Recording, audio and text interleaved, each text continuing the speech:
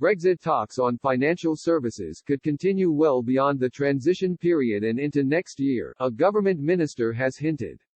Economic Secretary John Glenn refused to confirm whether an agreement on access to the EU for financial services was likely to be done before the end of the year. A decision on the matter is not directly linked to the EU free trade agreement negotiations but was understood to be likely coupled to the talks.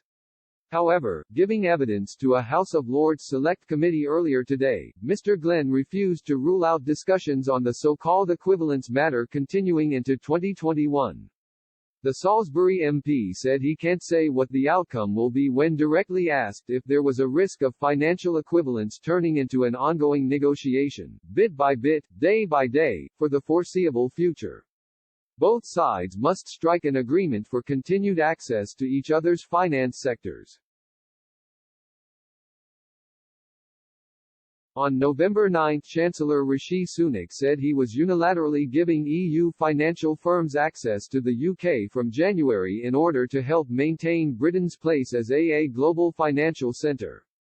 The EU is yet to make its position clear and might not do so until after talks between Michel Barnier and David Frost on a free trade agreement have ended.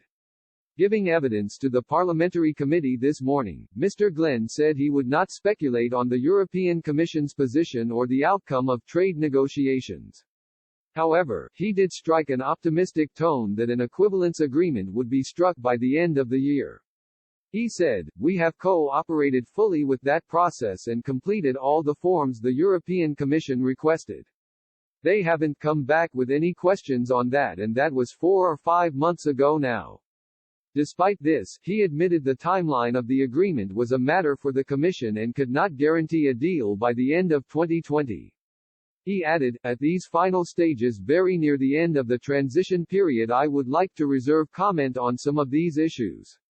It leaves the possibility of the UK and EU failing to agree reciprocal arrangements on financial services before the end of the transition period and the continuation of talks into the new year."